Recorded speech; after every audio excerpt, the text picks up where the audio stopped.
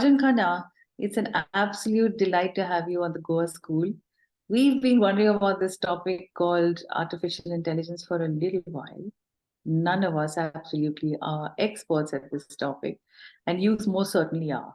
So, therefore, you're absolutely the right person to have online. Thank you so much for accepting. And please bear with us if we ask you silly questions. In the beginning, Yeah. let's just why don't we start with you telling us a little bit about your life? How did you get interested in AI? Where did you grow up? How are you in this field today? Things like that. Yeah. So that'd be a bit of a story. Hi, my name is Arjun, and thank you so much for having me here, Madhuri, and the Goa School. It's absolutely amazing to be here. Frankly, I don't claim myself to be an expert, but I've been a practitioner in this field, and therefore, with all humility, whatever I share today would be with whatever little artificial intelligence that I have. So, yeah, and that's what I normally say. That's the only intelligence I have these days. Um, so my story is sort of interesting. I grew up in an army background, and so been all over the country, 27 states and union territories in India. So, my ikigai in life is to connect with people, and Yeah. I like to use tech to make that happen. Yeah. So, how I've actually been in the space. I've done a lot of my schooling in the Doon School. I've changed several schools before and after, and therefore it allows you to adapt and learn new things, make new friends, new networks everywhere we go. I've done my college in St. Stephen's College, and having been there, and after that my MBA. I worked with some of the top consulting firms in the world in different areas, especially mainly HR consulting, management consulting, Hmm. and I've been an entrepreneur 3 times over. This was my third Wow. venture in recruitment. In each time, I've used a ton of tech to make that happen. And this time, and most times I've been ahead of time, and probably 8, 10 years ahead of time. I'm also a futurist, by the way. A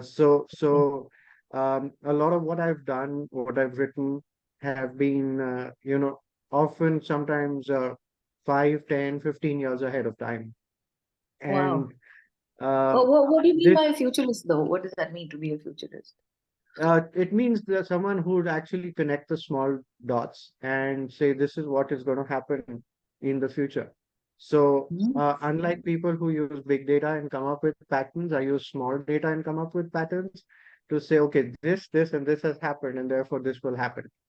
So what's Okay. it? What is small data? See, you're talking to a completely lay audience. I'm going to keep asking questions. What do you Yeah, mean by no, small so data? super. So for example, if I was to say, I'll give you a very concrete example. In 2001, I actually wrote about mobile banking, and mobile banking really came 15 years later. Okay. Oh I wow. happened to be in a bank, doing an internship, and I was in Korea, and I was seeing how mobile phones are used. And I actually wrote in my internship paper that mobile phone companies will become banks. And that's exactly what happened.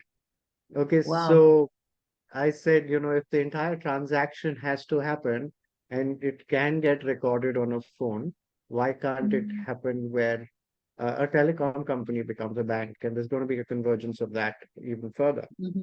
So that's what I mean by small data. And that's just one such Okay. example. And Uh, then you big know, data, by contrast, is what precisely? where you're dealing with billions of lines of records, and therefore you're able to form a pattern, and several patterns depending on, okay, Madhuri does this is her persona, and therefore she'd like these kind of movies, and That's Arjun like does machine learning. this. Or That is that that prediction? that's what Yeah, that's what feeds into machine learning, by the way. So you Yeah. normally move from data to big data to machine learning to AI. So that's really how it works. That okay.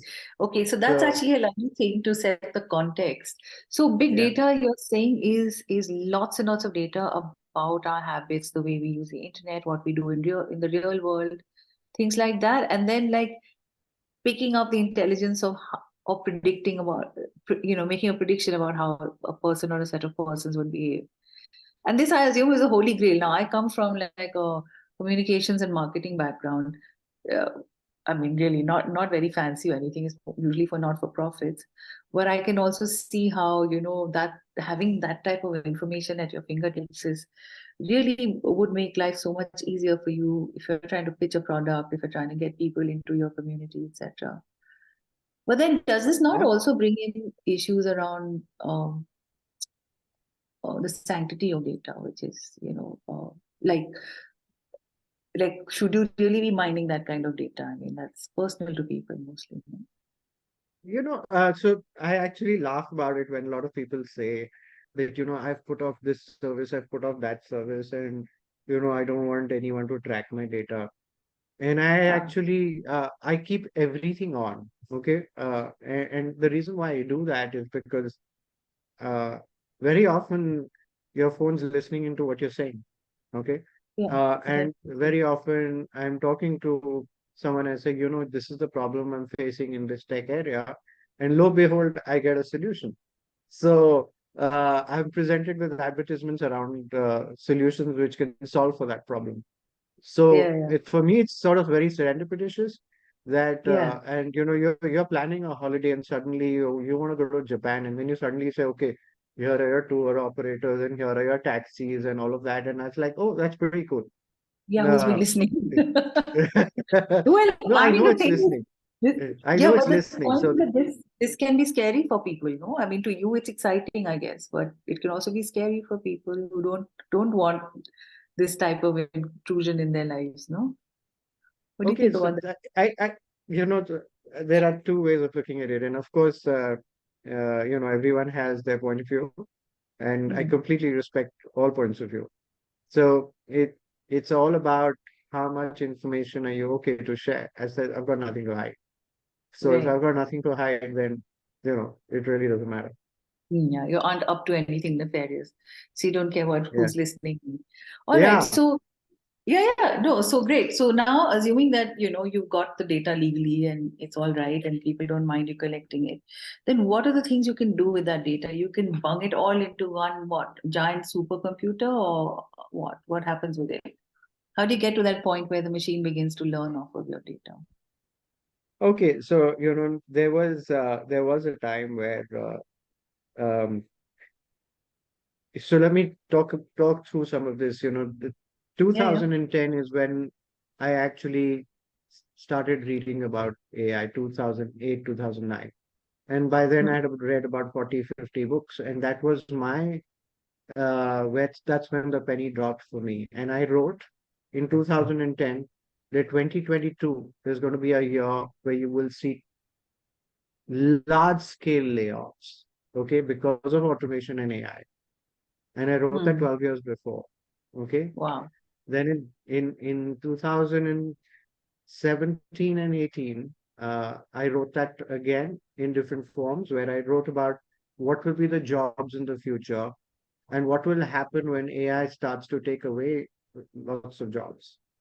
Mm-hmm. And, so 2010, when that happened, 15, 16, 17 is when I started one of my startups where I figured one of the ways that we will be able to combat the technology is to work on our creative being, which is our passion areas.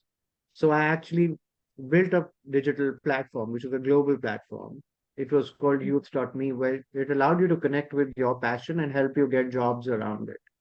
And I Mm-hmm. said I was actually preparing for this day, so I've actually been preparing for this day for the last 15 years almost. Yeah. So, but what do you mean by So prepared for this day? This day yeah, being so what? Day in which? this day being that you have AI taking away so many jobs, and then what are you gonna do? And all the problems and things associated with it, which we can talk through a little later, that what the future looks like.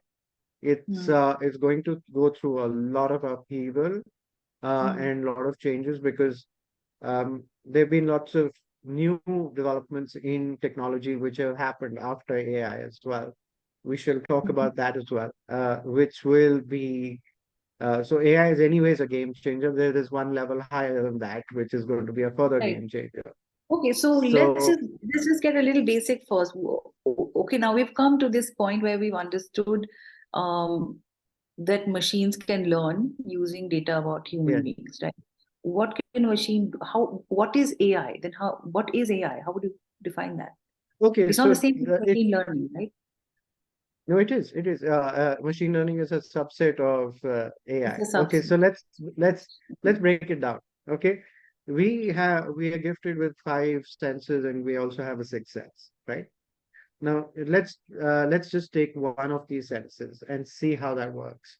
So if I was to look at how vision works, and then the vision actually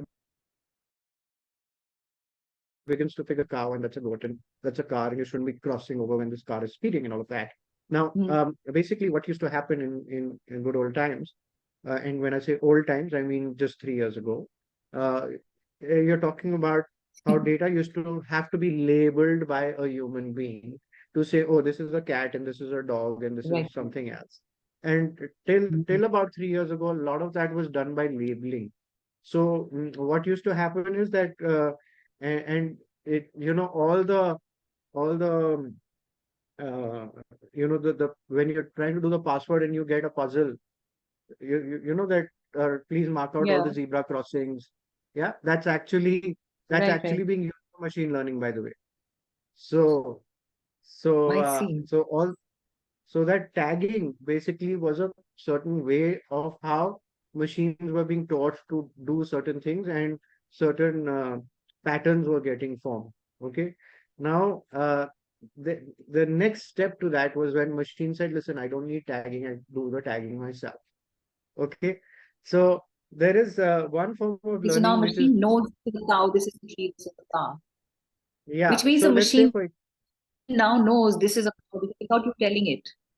Yeah, without you telling it, correct. Because it's got so much data inside that it says, hey, listen, I don't need any more.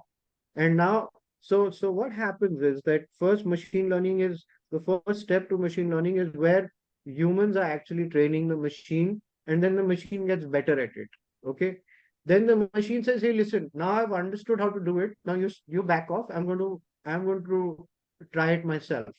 And then what it does is very interesting. Okay, it does something called reinforced learning. So let's say, for example, a computer is taught how to play chess. Okay, so firstly, it learns the basic moves that don't know how a bishop is supposed to move, and this is a bishop and this is a queen, all of that. But then the next step to that is where the machine says, hey, listen, I've learned a million games. Now I am going to play them myself. So what the machine would do, it plays against itself. Okay, so if it was to play against a human, it take a minimum 5 to 20 minutes to finish one game. It probably finishes 20 million games in that time when it plays against itself. So it is therefore that's called reinforced learning, and therefore it becomes very good at what it does. Okay, so uh, that's the next step, and all this is a subset of artificial intelligence. So there's something what Hmm. humans are training machines to do is called supervised learning, and then when machines are doing it on their own, it's called Hmm. unsupervised learning. Okay, and then that has several branches because Hmm. under that there's machine vision, there's there's audio which can be uh, understood. So then There don't is you need, yeah, but to do that sort of stuff, sorry to interrupt. I was just saying, I was just asking that to do that sort of stuff, don't you need like a massive computer with like lots of computing power and like, I don't know, something the size of a football field to now be able to do this on its own? Yeah, so that's the sort of data which is being thrown into things like ChatGPT, right? So you have trillions of websites which have been thrown into ChatGPT. It trillions of reports which have been thrown into it. So how it worked was till a certain point, it in fact ChatGPT 3, 2.5, it kept behaving in a manner which wasn't intelligent, and they came and the engineers couldn't explain it, and there came a certain point where they put in so much data that suddenly there was a tipping point, and there was a vertical, almost a vertical learning for the machine. So suddenly it started behaving in a Hmm. certain manner. It said, okay, now I have enough data, now you leave it to me, you know. So that's really what AI has been able to do that, and now it's multimodal, which means you can type, it can convert speech. So you should see the way ChatGPT works, as in it's phenomenal. It understands and talks back to you as if it's human. There's just a delay because whatever you record and send, and it transmits and then it responds back. That's the only delay. Hmm. But if you were to really look at it, it is phenomenal, and very natural, very, very Hmm. natural. And that's what Right.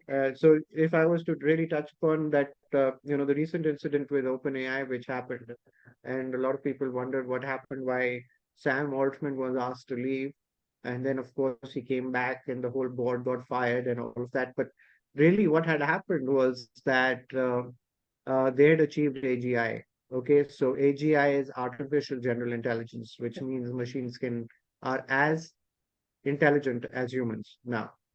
Okay, uh, it can think laterally. So the way uh, it's important to understand what machines couldn't do till some time back. So our brain has broadly uh, two, three areas. So you have the back of the brain and the front of the brain. The back of the brain thinks horizontally, okay? And the front of the brain, which is this portion of the brain, okay, actually thinks vertically. So when I say vertically, it is able to make decisions, it judges, okay? So all your judgment is sitting in the front of the brain, Your okay? prefrontal cortex. Yeah, they're prefrontal cortex, right? And Huh. till now, what was happening was only the back of the brain, which was anything which was logical, all of that was happening.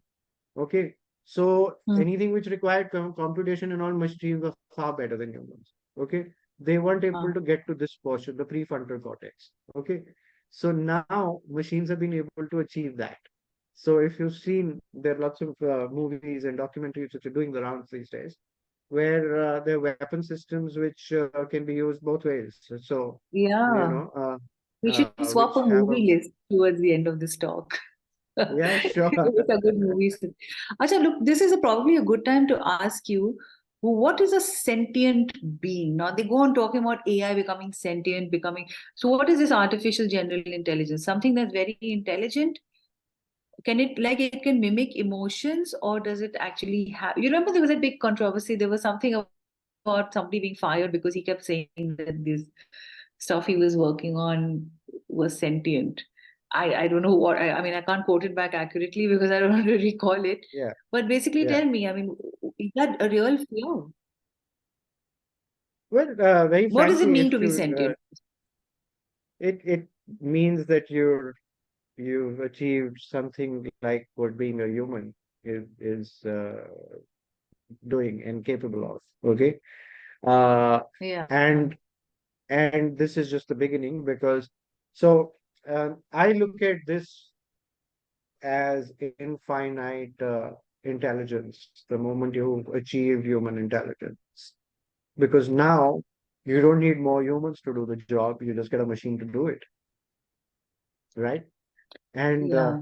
uh, So, uh, so the robot is no longer going to just, cook your hamburgers or clean your home, or it can do far more intelligent things like telling planes when to take off and land, and yeah, I don't know, yeah, all maybe of that actually, plan war strategies. because what was happening was, as I was talking about tagging of information earlier, labeling of information, a lot of machines were trained to do a particular kind of thing. So they were getting good at one kind of thing. So let's say I have something which is related to air traffic control. So I'm telling the plane how to take off and all of that.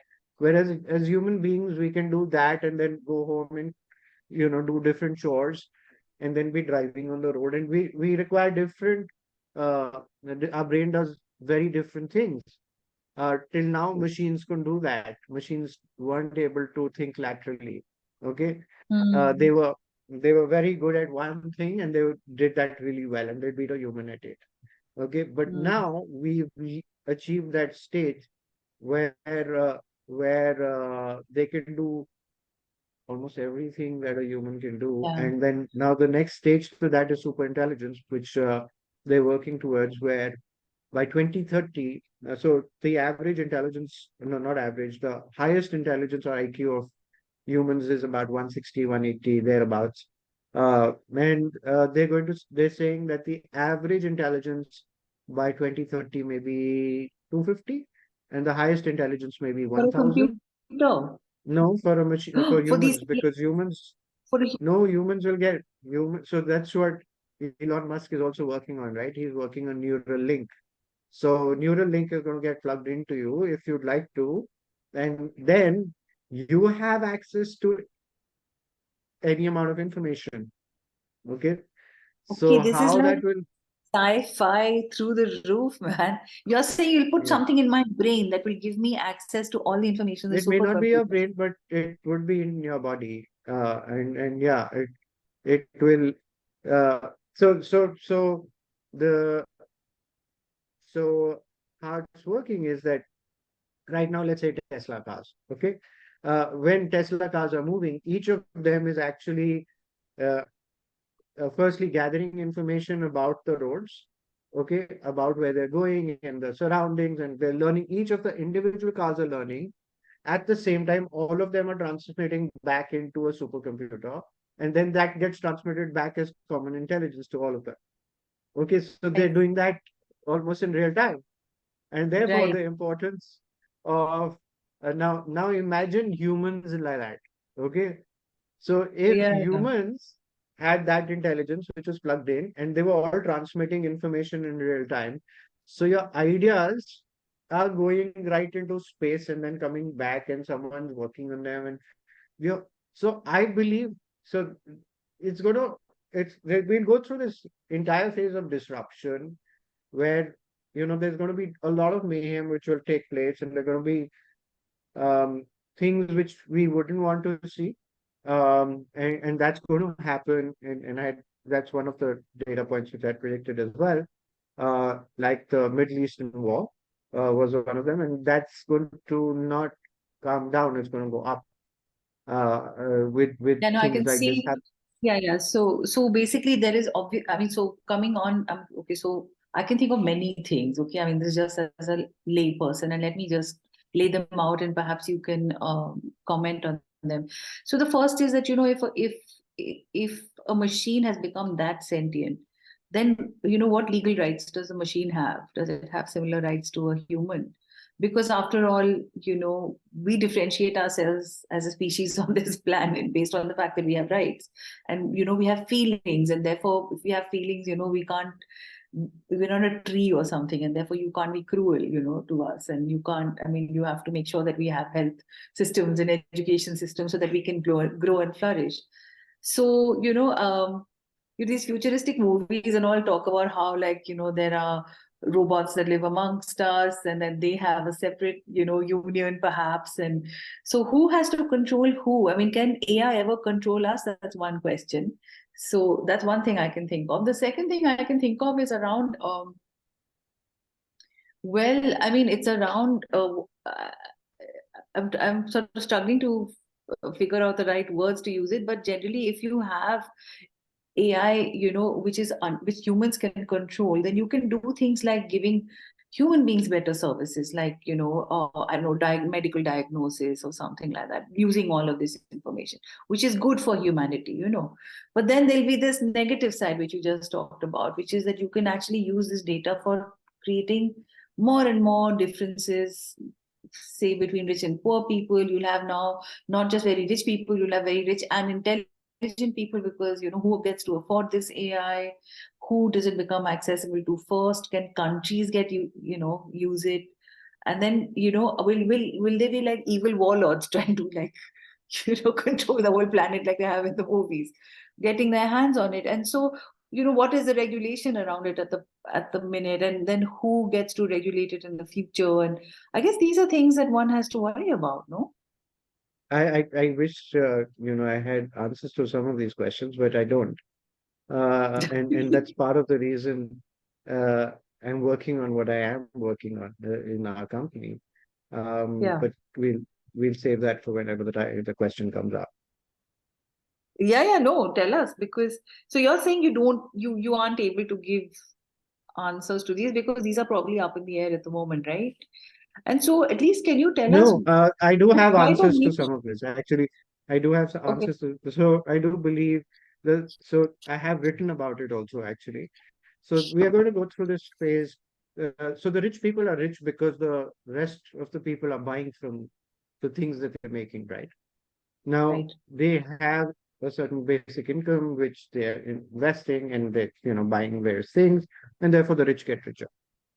Now, Hmm. if there isn't that income which is coming in and people are getting fired, and I don't think a lot of people are looking at it like that. So when so many people get fired, it's a bit of a downward spiral. So the rich are no longer getting richer because the poor can't afford to buy from them, right? And that's one. So they lose their power. Number two, the rich are also very powerful because people are working for them, right? But if there are no people working for them and there are no people buying from them, they aren't going to actually command that respect any longer. But they'll have robots working or machines working for them. So They hopefully, great. hopefully all that And slavery that will end, where they were toiling okay, so forever what's at some mine or something. Maybe a robot will do it. absolutely, absolutely. But what's the other outcome of it is because there will be such a strong big divide which will happen is that uh, I don't know if you've been following, but a lot of very rich people have gone and built bunker islands for themselves and bunker homes for themselves, and they've stocked up for the war scenario a lot, and they therefore plan for doomsday in a very big way. Most of the richest people have. Okay, Or they build rockets and to go and colonize yeah. other planets. Yeah, so Elon so Musk. the reason why they a lot of that has happened is because uh, you know you even if you live in a home which is 100 acres, people can attack it, right? And that's what they're expecting it to happen, and that I do believe will happen. So because there will be such a strong divide, there will be civil wars which will happen. Mm. And that's the first step. And I think that there will be a fair bit of destruction which will happen. But at the same time, there's a good which will come out of all of this because uh, after a certain point of time, there will be a lot of the AI which will begin to work for the good. Now, look at it. You have the Indian judicial system. I'm just taking that as an example, okay? And you have the Yeah. Indian medical system. Okay, the Indian judicial system has 4 crore cases pending. Okay. Pending. Now, if there is something which can quickly classify everything and start saying, okay, this is what I believe this case is, and summarize it for you, and then actually give it to a human and say, okay, this is what I think these 100 cases can be bunched together and just take a decision. Okay. So Oh, so yeah. yeah, So some imagine of the how grunt work can be done by machine. Yeah. correct. Now, And speed now, things up, now and then justice is not delayed. Hmm. correct. Yeah. So a lot of, you see broken roads and all of that these days. Machines these days can be tracking all of that in real time, and a machine can come and solve it or give it to a human to come and make it. Okay. So it says, and Right. that's sort of saying, hey, listen, I found work for you. Okay. Ah, So uh, I do believe uh, that if we the way a lot of people are looking at all the AI is that looking at it as a competing body. I look at it as a co-pilot. Okay, so the if you really right. look at it today, one normally does one profession or two professions throughout one's life, right? And one sort of does that throughout.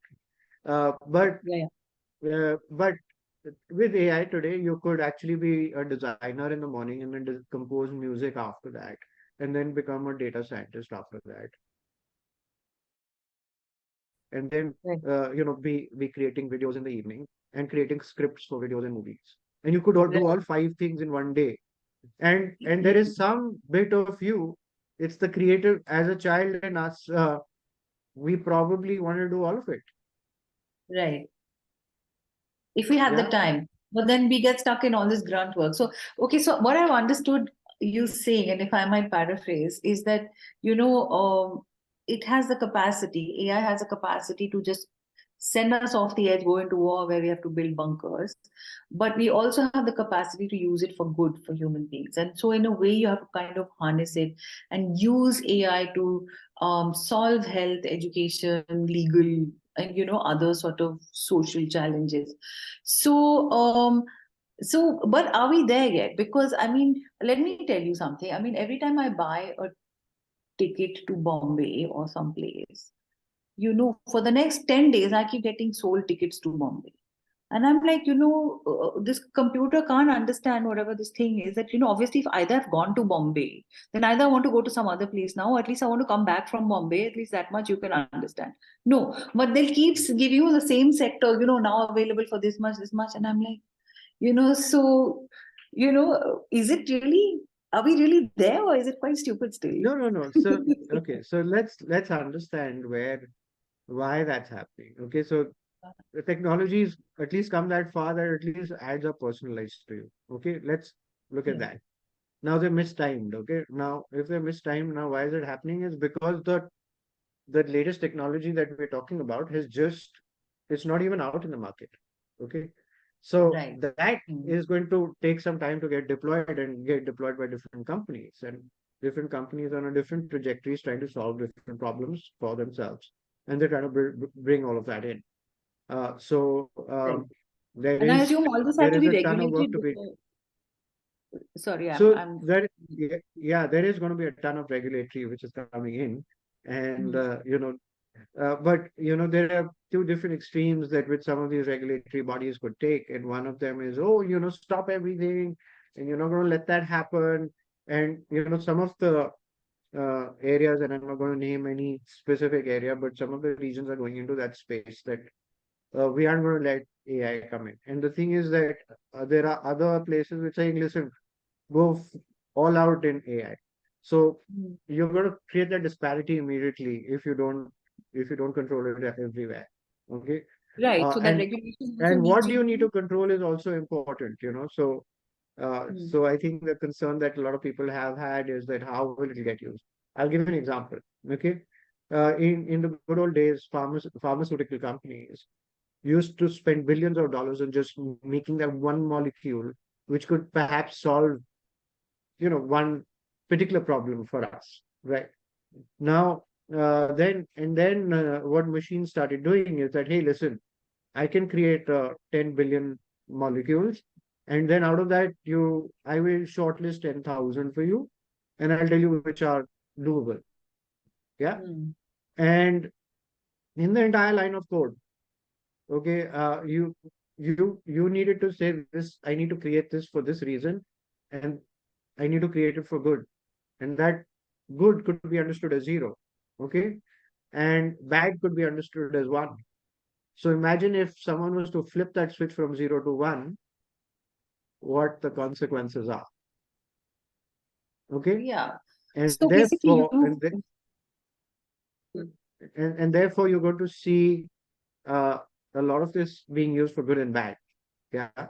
And the more so it's how they end up putting controls on it, the companies which are really making it, the ones which are at the cutting edge, yeah, how they are able to put these checks and balances in place so that when it goes into someone's hands, they're not able to add a certain layer to use it for uh, you know purposes nefarious which act. are not rightly. Yeah. Yeah. Understood. Okay. So again, just to paraphrase what you've been saying, because all of us are still learning now, is that you have two camps. So there's one camp that says let's go all the way with AI because this is the most wonderful thing that we've created as humans. And then there's this other camp that says, forget it. It'll push us off the edge. We're not letting it come in. And so obviously they have to talk. You have to create, certain regulation. And then after that, some of these products will start. These products will start hitting the market. And excellent. So there you have more of your story, Arjun, to tell, and all of these exciting things that you're doing with your new job seeking platform. Could you tell us more about that? Okay, let me continue on my story, and I'll just take a step back. 2010 is when I actually got down to looking at AI and a lot of things happening around us. And, there were lots of things happening around autonomous cars and all of that. And so that's what got piqued my interest. And that's how I ended up reading a lot about it. And that's when I said, okay, this is where different technologies are today. And this is the sort of computing power that we need to get to a certain point. And Mm. therefore, that's how I made my small data predictions as to it'll take about 10, 12 years to certain things to happen. Now, that's how I said I'm not going to sit around and let things just happen when AI begins to take over the world. And therefore, I said, let me plan for something around that. So my entire journey for the last 15 odd years has been very focused around with a larger purpose in mind to help humanity when uh, you know using tech for good, okay, and in different ways. So 15, 16, 17, I launched a startup called youth.me, which was around passion and help people get jobs around it. And I said the reason why I chose passion was twofold. Number one, only 2% of the world focus, which are entrepreneurs, athletes, and people like that. And those 2% own 60% of the world's wealth. What if that 2% was 2.5% or 3%? Imagine how much more we could create. Because whoever I interviewed in the past would always say, I always wanted to do something else, but my parents or my family asked me to do something, and I have compulsions and I can't do that, and all of Yeah. that. Right. So that was the driving force.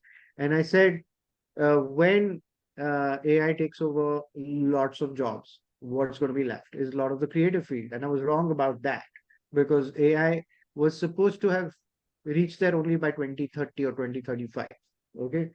As luck would have it, it's already there. And it's done things far better than I thought. Okay. Mm. So that while I was doing that till 17, I said, I figured by then that a lot of my technology can be used by the government and for the better. And I also figured that degrees was not the way forward, skills was. And that's how I said, let me go work for the government. Okay. And I Yeah, you did joined, that. Mm. yeah, I went and joined National Skill Development Corporation as head of HR. So I was Yeah. HR for HR of the nation.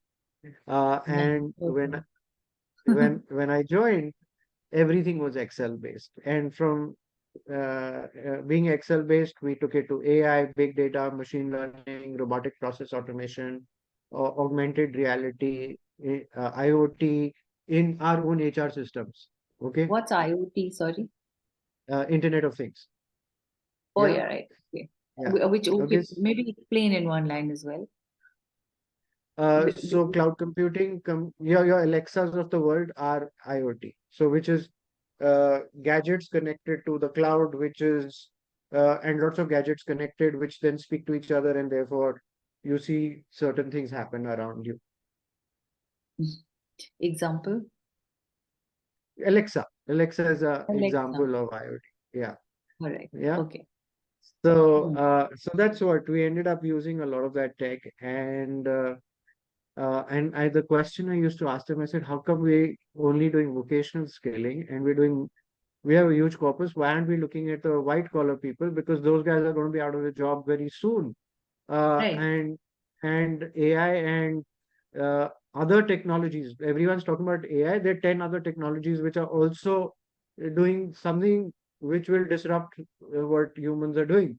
Okay. So why aren't we looking at those? And at that point of time that, everything was just brushed aside. And as luck would have it, my ex-boss ends up going and working for an ed tech company, which is a Silicon Valley company. That Silicon Valley company gets picked up by Ministry of Electronics and IT for an upskilling program for the country on AI, big data, machine learning, and 10 emerging technologies, the technologies I'm talking about. So So he you're gives me a saying, call. uh, no, so you're saying that India is that far advanced and we think about all these things in our government. Oh, so everyone likes to run down the government, and since I have worked in that space, I actually am pretty pro a lot of the things that happen, because a lot of the things we don't end up seeing, hearing enough, or we turn a blind eye to. So I've seen phenomenal stuff which most nations aren't doing, most corporates aren't even capable of doing. Really? At the scale at which they do it. That's Yes, very yeah, it's very impressive. If you ever came to the NSTC office where we were, it it would be in the top three offices back then.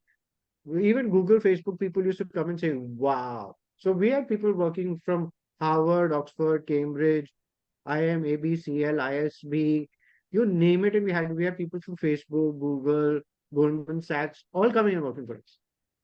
Yeah, You but know, my question is also, if I might interrupt you, how do you get more people who've come out of, say, the Kendra Vidyalayas or whatever to yeah. become a part of this and for this to reach them? So we had those as well. Really? We had a very, very large team. No, sorry, we didn't have a very large team, but we leveraged different kinds of resources, and we certainly had people from all walks of life, Hmm. which and so so I joined this company which I was talking about at Edcast, Hmm. and I joined Edcast, and I there was this program called Future Skills Prime, which the government launched during COVID, and we took it from 0 to 1.5 million learners in a few months. And Wow. this was just not just students, this was citizens of the country. Okay, so yeah, and this is a program where you get paid if you actually get upskilled and you upskill yourself in certain areas. You actually get certain money back into your account. Okay, so Oh, that's interesting. and it's a very forward-looking program. I highly recommend it. Future Skills Prime is what it's called. It's some of the best content from best content providers all over the world, from whether it's Google or a Microsoft or a Salesforce or Harappa, they're all there. The best content from all over the world Great. is there.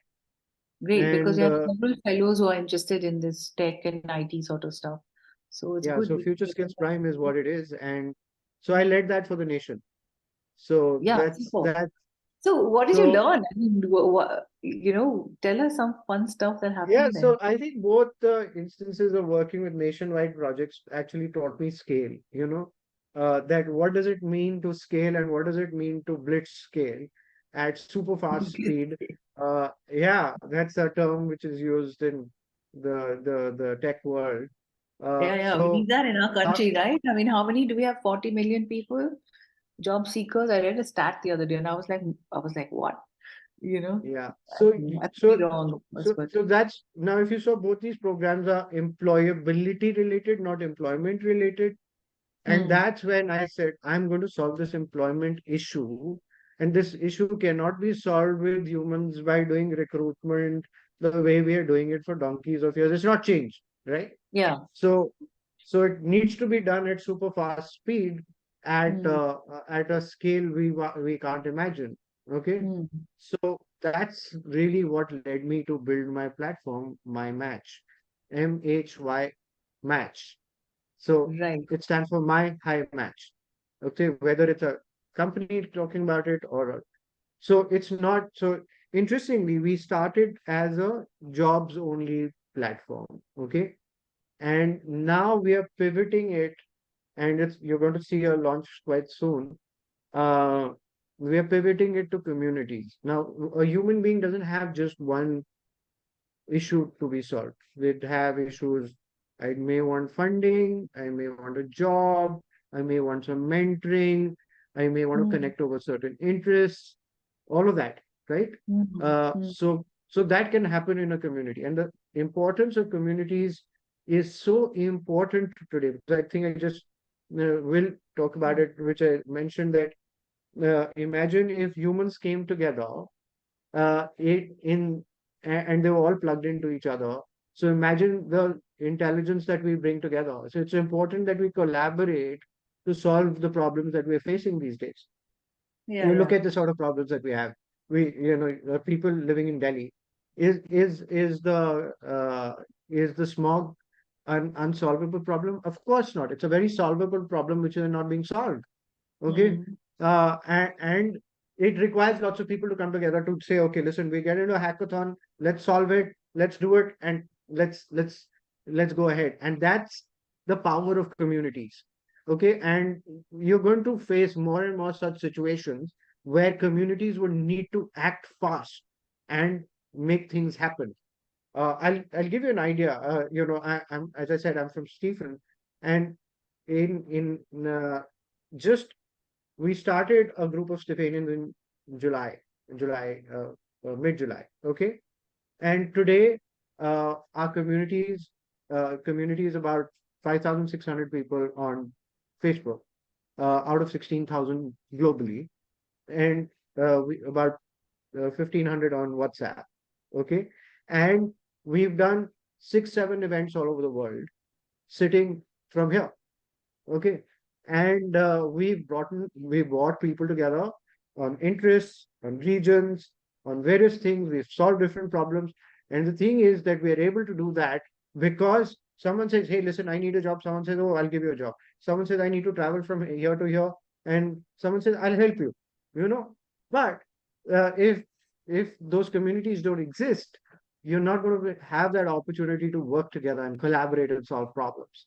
Okay. Mm. So, Yeah, but and also, we totally understand the power of community at the Goa school, for example. We're trying to build a network of people who will do exactly this, you know. We call ourselves so a we are hive building mind. AI powered communities. That's what we are building. AI Correct. powered community. Yeah. And at scale, we are much smaller, of course, and we also Yeah. reach across, social groups, and so we try Yeah. and expand our networks and things. But it's very, very small. But we totally understand the power of this. I'm just wondering whether Indians, Indians, of course, there's no one category. We are how many 1.4 billion people, but we tend not to have a sense of community in many ways. Like, for example, I was reading the papers today about some what was it? It was like a World Cup for collecting trash, right? And the country that collects the most trash gets like a prize, right? Can you imagine? But like in our country, this sort of things never worked, yeah, because we're just like someone else will do it. This is not my problem, and that guy's also doing it, and so we don't actually come together to solve problems. So, like for example, even the point that you were talking about this horrible AQI and all that.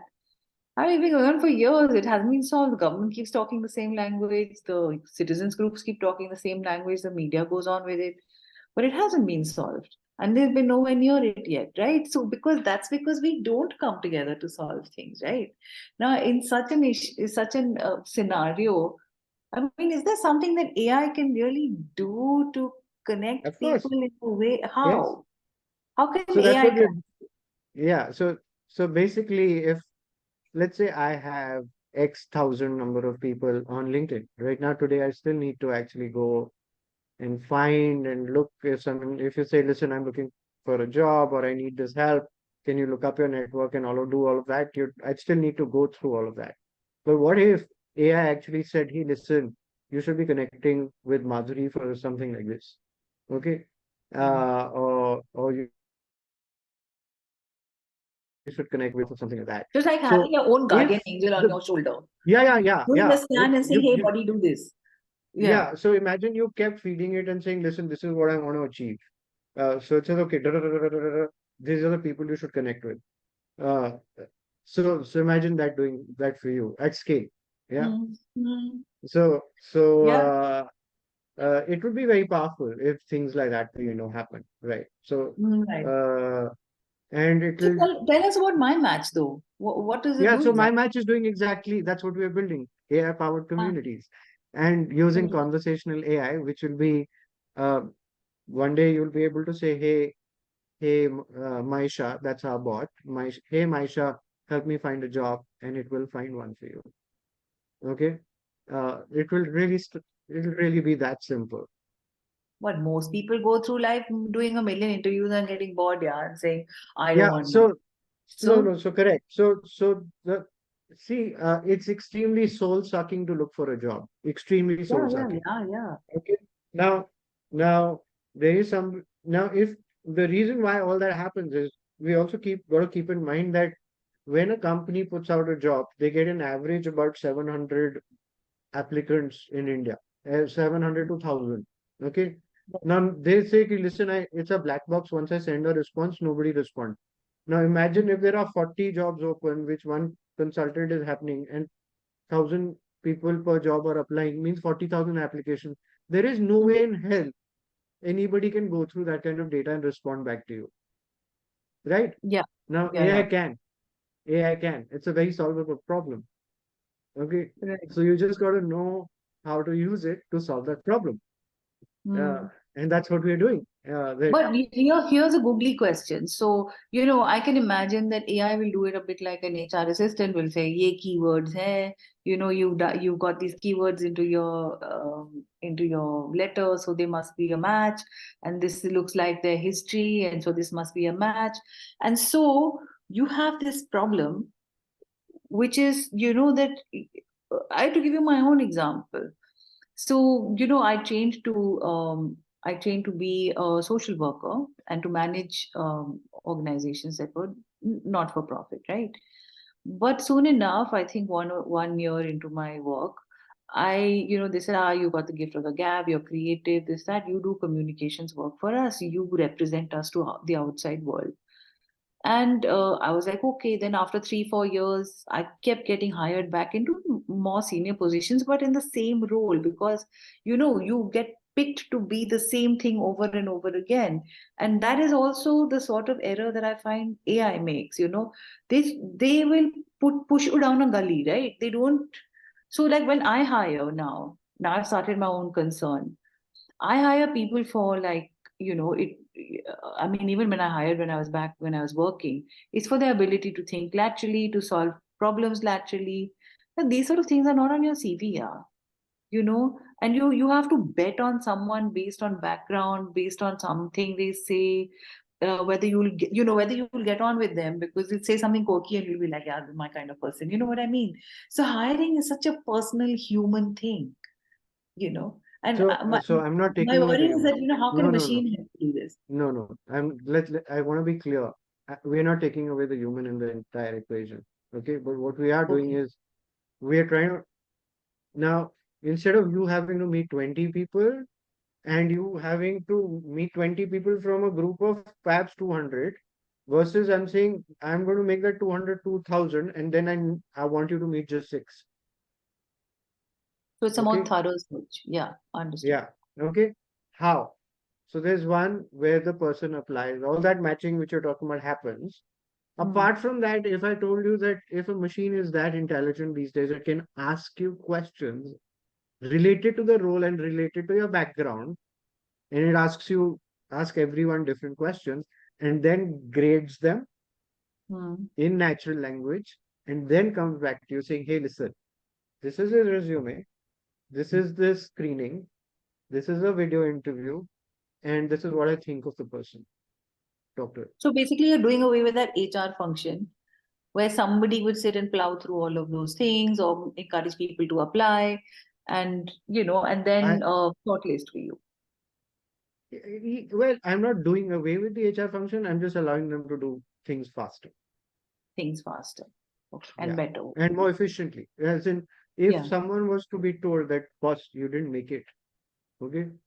So eventually, so we've not yet gotten there, but the eventual thing is candidate first, huge respect for all candidates. We want candidates to be informed where they are in the journey. Just like in Amazon, you'd be told, okay, your parcel is out.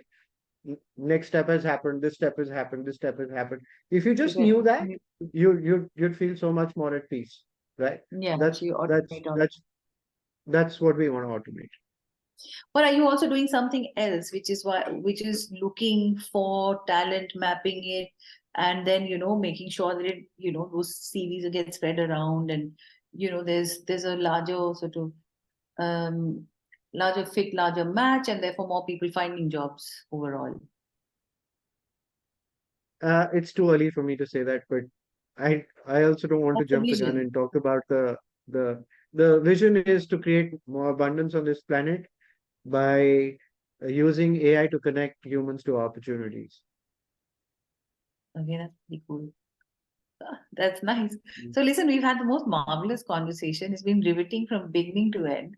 It is also a little bit complex, and I've tried to ask what you mean by certain terms, etc. But I do believe that AI is a subject that is emerging, which is so exciting, and it's not only for those of us who are elite or well educated to follow. I think everyone ought to follow it because it's soon going to have applications which are sort of mass based. And this is the reason why I really wanted to have a conversation around this. And I hope that you will become more involved with the Goa School over time and tell us more about what you're doing. And maybe we can find linkages. And I'd like to learn a little bit about what you're doing, and I want to hear that story. yeah, do you want to hear it online, live, or over coffee next week? Okay, over coffee next week. Yeah, yeah.